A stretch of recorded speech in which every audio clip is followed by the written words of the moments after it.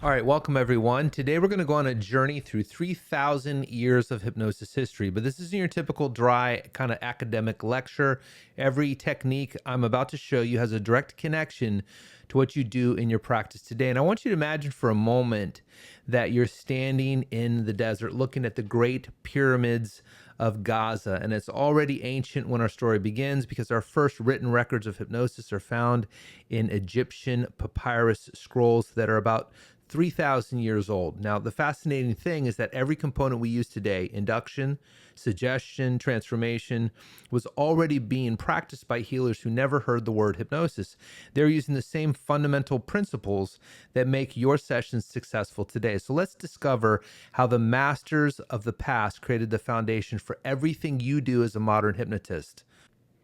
Now, why history matters. Every component we teach in our programs has deep historical roots refined by centuries of trial and error, success and failure. As modern hypnotists, we stand on the shoulders of giants, and it's essential knowledge that will make you a more effective practitioner. Now, here's something most hypnotists or hypnosis trainings don't tell you. Understanding history isn't just interesting, it's practical, because when you know why a technique works, you become exponentially more confident using it.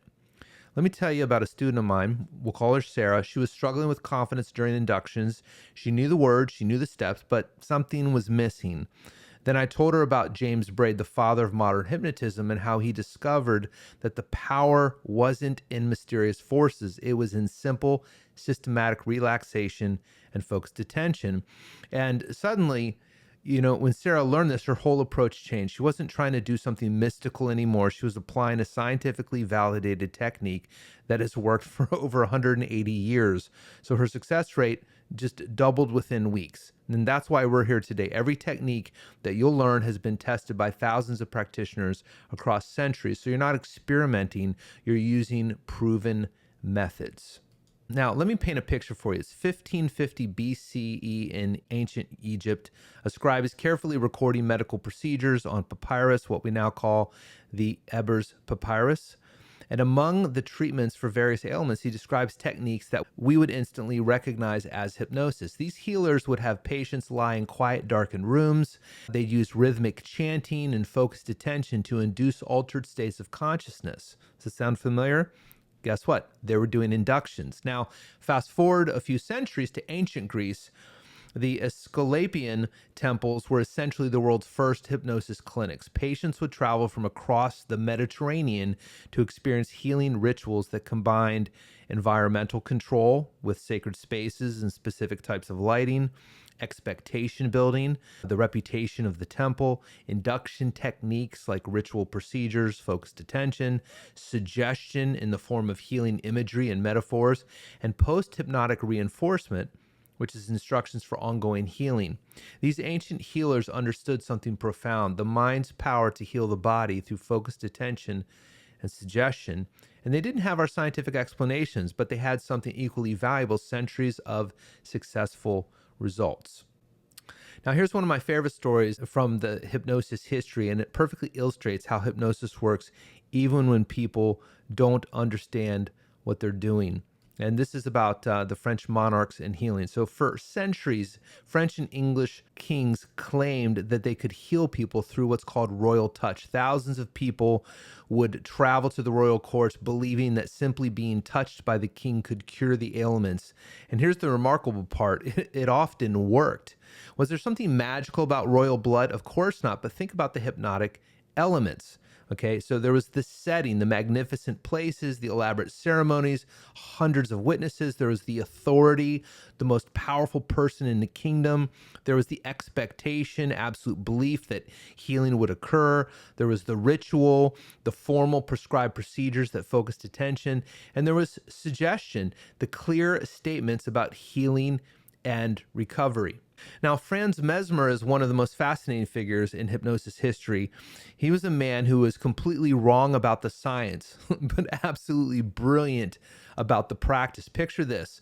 The scene is Paris, 1778, and in a dimly lit salon, wealthy Parisians gather around a large wooden tub filled with water, iron filings, and broken glass. Iron rods protrude from the tub, and patients hold these rods while soft music plays. Mesmer, dressed dramatically in flowing robes, moves among them with magnets, making sweeping gestures and speaking in a commanding voice. His theory was that illness was caused by blocked animal magnetism and an invisible fluid that flowed through all living things. Now, he believed his magnets could redirect this fluid and restore health. The scientific community eventually proved that his theory was completely wrong, and Mesmer died in disgrace and poverty. But here's the twist: his patients got better. Dramatic, documented healings occurred regularly in his salon. Now, why? Because Mesmer accidentally created the most sophisticated hypnotic environment in history. The atmosphere, controlled lighting, music, a mystical setting, group dynamics, social proof from other participants, authority, Mesmer's complete confidence and commanding presence, expectation, the elaborate build-up and preparation, focused attention, patients concentrated intensely on the process, and suggestion, clear, powerful statements about healing. Mesmer's failure teaches us something profound. You don't need to understand why hypnosis works to make it work effectively, but understanding why makes you infinitely more confident and successful as a hypnotist. And Charles Tebbets captured this perfectly when he said, hypnosis is about inhibiting the awareness of the conscious mind and heightening the awareness of the unconscious mind. And Mesmer achieved this through pure theater. Now, as we move into the era when hypnosis proved itself in the most dramatic way possible in life or death medical situations, I want you to imagine you're a surgeon in 1821. There's no anesthesia, no chloroform, no ether, nothing. Your patient faces a major operation with nothing but perhaps a shot of whiskey and a leather strap to bite down on. The mortality rate from surgical shock alone is staggering at the time. Then comes Dr. Recamier, who tries something unprecedented. He uses hypnosis to make his patient completely unconscious to pain during surgery. Not only does the surgery succeed, but the patient experiences no pain and recovers faster than expected. But the real hero of this era is Dr. James Esdale, a Scottish surgeon working in India. Now, between 1845 in 1851, Esdale performed over 300 major surgeries using only hypnosis for anesthesia. His mortality rate dropped from 40% to less than 5%, which is unheard of at that time. And I want you to picture one of Esdale's operations, removing a massive tumor from a patient's jaw. The operation takes over an hour. The patient lies completely still, breathing normally, showing no signs of distress, no screaming, no struggling, no shock, just peaceful unconsciousness.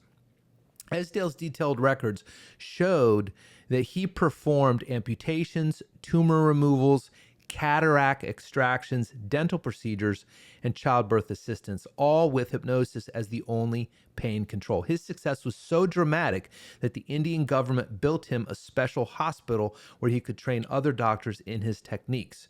Now, what does this teach modern hypnotists? That deep hypnotic states can create profound physiological changes. If hypnosis can eliminate surgical pain, imagine what it can do for your client's habits, fears, and limiting beliefs. Now, James Braid changes everything. If Mesmer was a showman who proved hypnosis worked, Braid was the scientist who explained why. Now, here's the story. It's 1841. Braid attended a demonstration by a traveling magnetist named La Fontaine. As respected Scottish physician, Braid was skeptical and intended to debunk what he assumed was trickery. But something caught his attention. He noticed that subjects couldn't open their eyes, not because of mysterious magnetic forces, but because they had entered a genuine state of focused relaxation. That night, Braid went home and experimented on his wife and servants at different times. He discovered that simply having someone focus their eyes on a bright object while relaxing their body could induce that same state that Mesmer achieved with all his elaborate theatrics. Braid made several revolutionary discoveries. Number one, the scientific approach. He studied hypnosis systematically, documenting what worked and what didn't.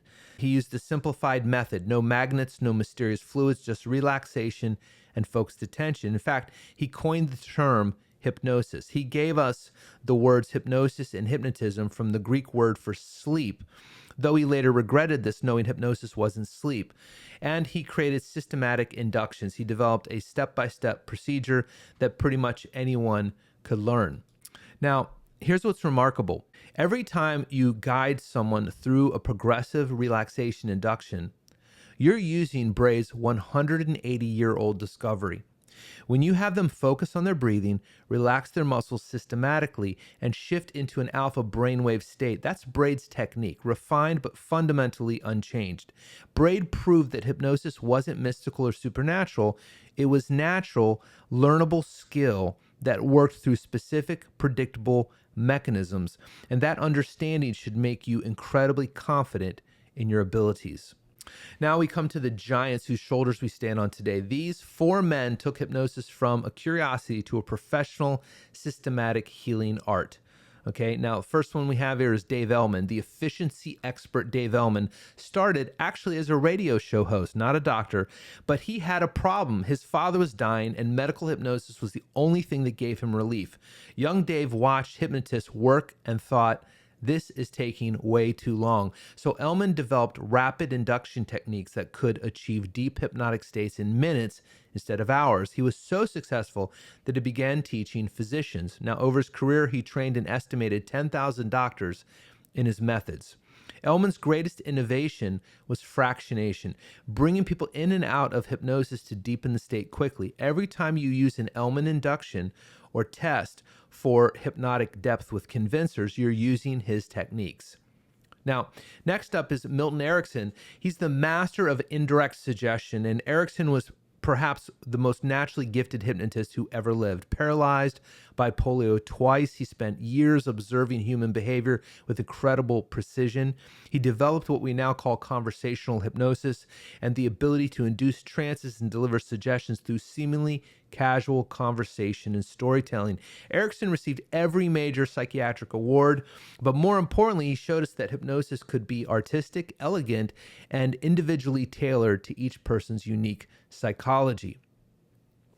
Next up, one of my personal favorites, Charles Tebbets, the teacher's teacher. Tebbets took the artistry of Erickson and the efficiency of Ellman and made it teachable. His books and training programs created the systematic approach most modern hypnotists learn. He understood that for hypnosis to help more people, it needed to be learnable by ordinary practitioners, not just natural geniuses.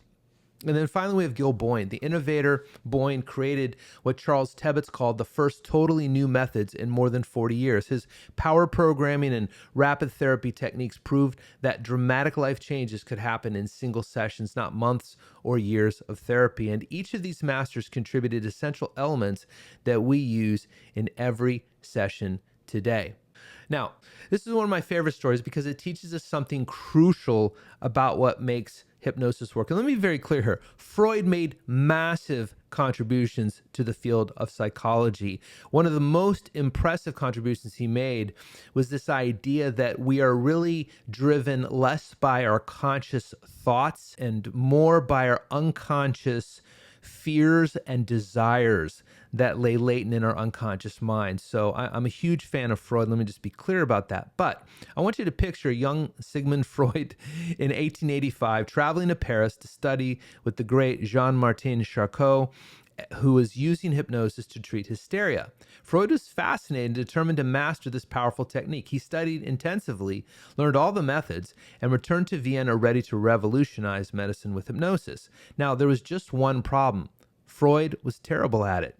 His patients wouldn't go into trance, his inductions fell flat, his suggestions were ignored, and after months of frustration, Freud essentially gave up on hypnosis and invented psychoanalysis instead, a method that took years to accomplish what hypnosis could do in sessions.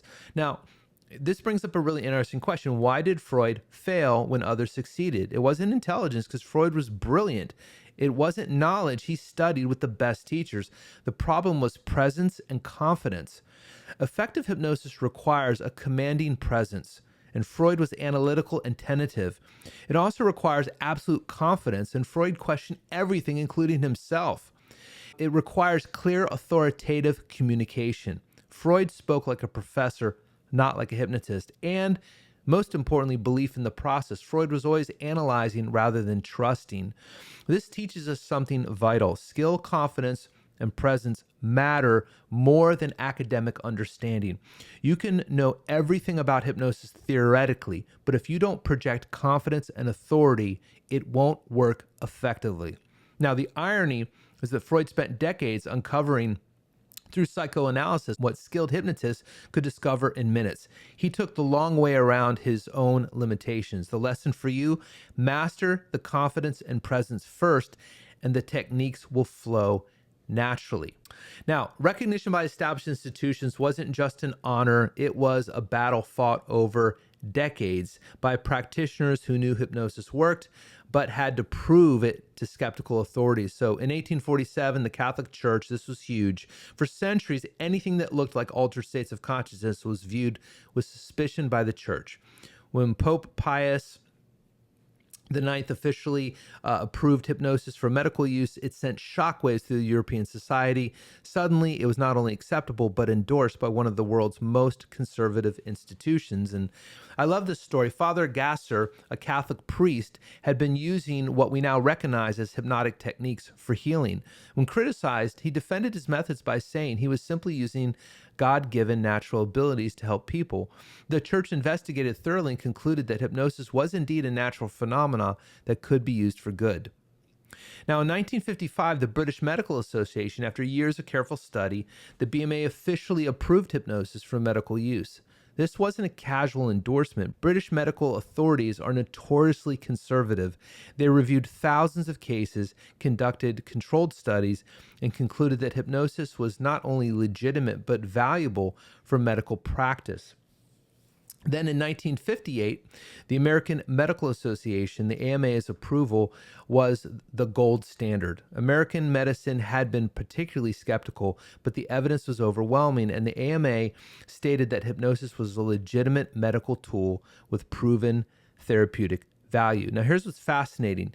These weren't endorsements based on theory or belief. They were based on documented results, thousands of successful treatments, careful documentation, and rigorous evaluation. Now, what does this mean for you today?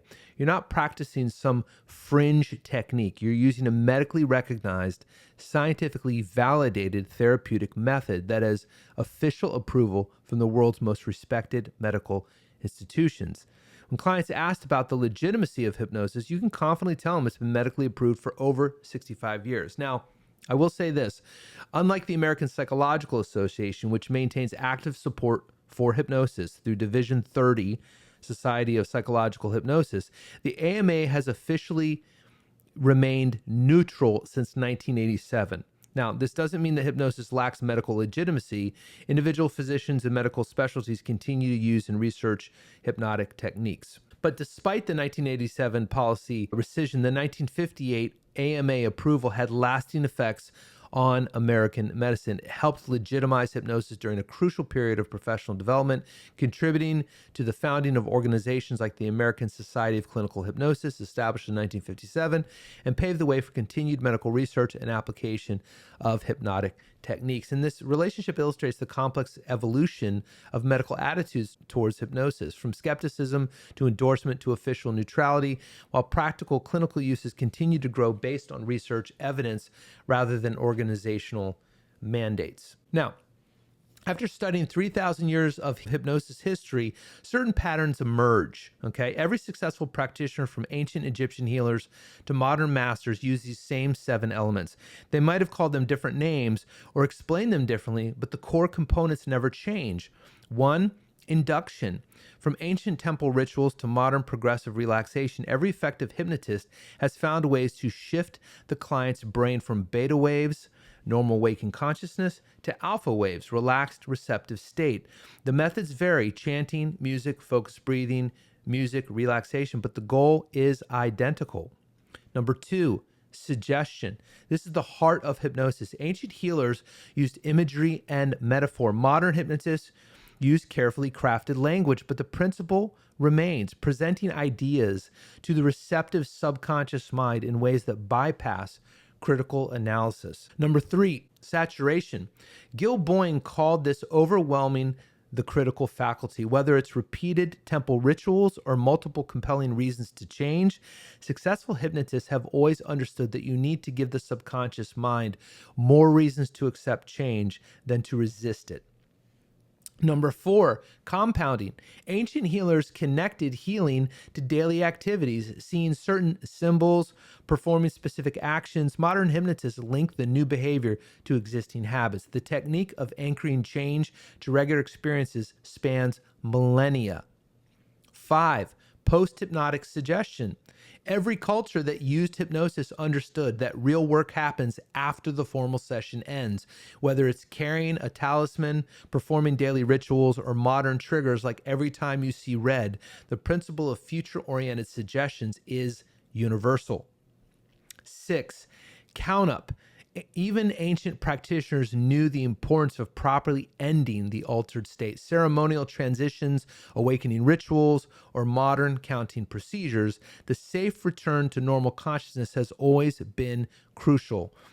And 7, ratification. This might be the most overlooked but vital component. Ancient healers would have patients demonstrate their healing. Modern hypnotists review what happened during the trance and confirm the changes. People need to consciously recognize that something significant occurred. And these 7 components represent the distilled wisdom of human experience with consciousness change. Master these, and you're using techniques refined by thousands of practitioners across thousands of years. So understanding this history isn't just intellectually interesting, it's professionally transformative. And let me explain how each insight changes your practice.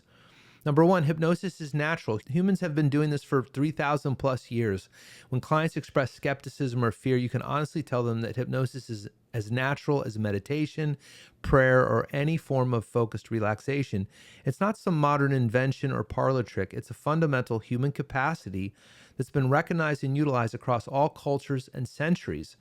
I had a client who was nervous about her first session. She was religious and worried that, hypnosis might conflict with her beliefs. And I told her about the Catholic Church's approval in 1847, explained that many of the techniques were similar to contemplative prayer practices. She relaxed immediately and she had an excellent session.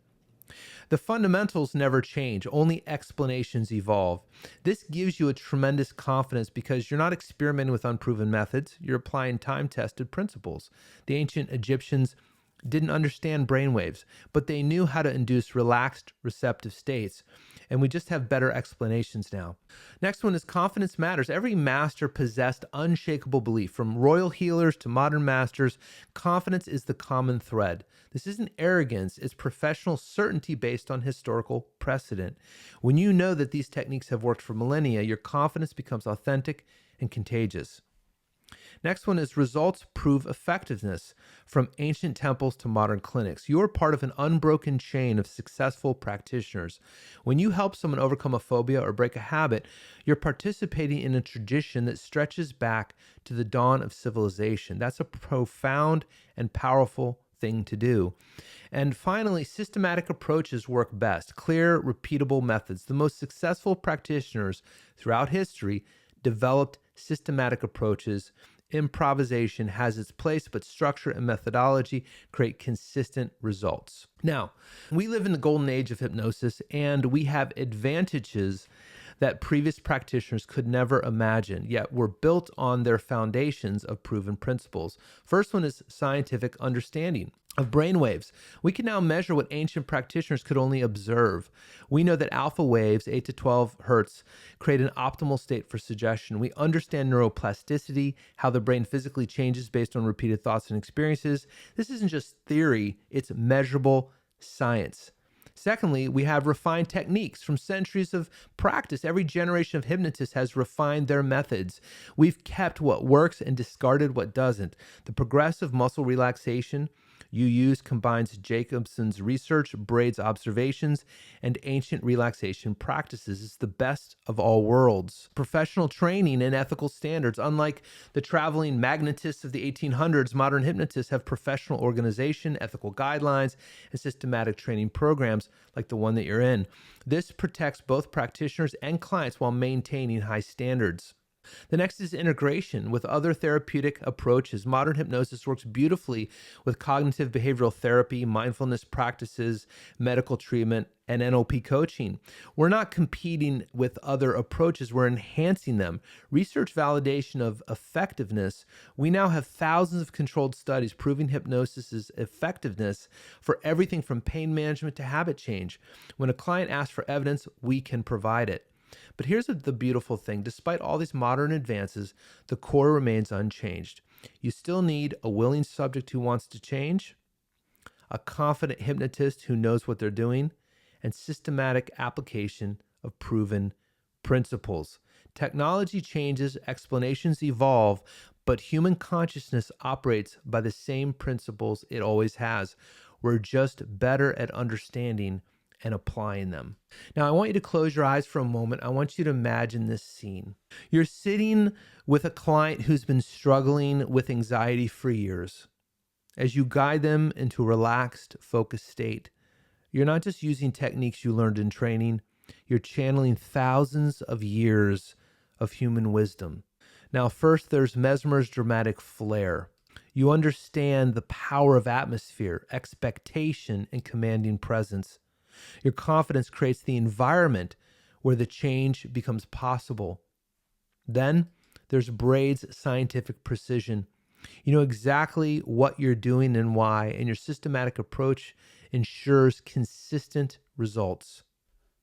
Then there's Elman's efficiency. You can create deep states quickly and effectively, respecting your client's time while maximizing results. Then there's Erickson's artistry. You can adapt your approach to each individual using their unique psychology and language patterns to facilitate change. Then Boyne's innovation. You're not limited by traditional therapy timelines.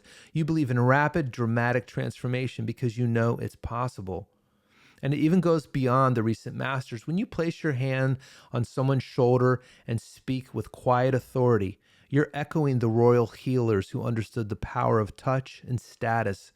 When you use rhythmic language and repetitive suggestions, you're following patterns established in ancient temples. You're not just learning techniques. You're joining a tradition of healers, innovators, and change agents that stretches back to the dawn of civilization. Think about that. Thousands of practitioners across centuries, all dedicated to the same mission you have, helping people overcome limitations, break free from unwanted patterns, and transform their lives. Every successful session you conduct adds to this legacy. Every client you help becomes part of the ongoing story of human consciousness transformation, and you stand at the current moment in this ancient tradition, carrying forward everything we've learned while adding your own insights and innovations. Now, we've traveled through 3,000 years of history together today, from Egyptian papyrus scrolls to royal healing ceremonies, from Mesmer's dramatic salons to modern clinical applications. We've seen how every generation of healers discovered and rediscovered the same fundamental truths about human consciousness. The ancient Egyptian healer who guided patients in healing trances didn't understand brainwave states, but he knew how to create them. The medieval king who healed through royal touch didn't understand expectation and suggestion, but he knew how to generate them. And Mesmer didn't understand hypnosis, but he created the most powerful hypnotic environments in history. Every practitioner throughout history has worked with the same human mind, the same capacity for focused attention, the same ability to accept beneficial suggestion and create positive change. The only difference is now we know why it works. We understand the neuroscience. We can measure the brainwave changes. We have controlled studies proving effectiveness, and we have systematic training methods and ethical standards. But the essential truth remains unchanged. Like anything else, the more you practice going into hypnosis, the easier it becomes, and before long, you'll get very good at going into hypnosis whenever you want. This isn't just about techniques. It's about stepping into your role as part of this magnificent tradition. You carry forward the wisdom of ages while applying the advantages of modern understanding. Your clients don't just benefit from your individual skills, they benefit from the accumulated wisdom of thousands of healers who came before you. That's profound. It's powerful. That's the true foundation of your confidence and effectiveness. You're not just practicing hypnosis, you're participating in one of humanity's oldest and most powerful healing traditions. So go forward with that knowledge, use it, share it, add your own discoveries to the legacy. The tradition continues with you.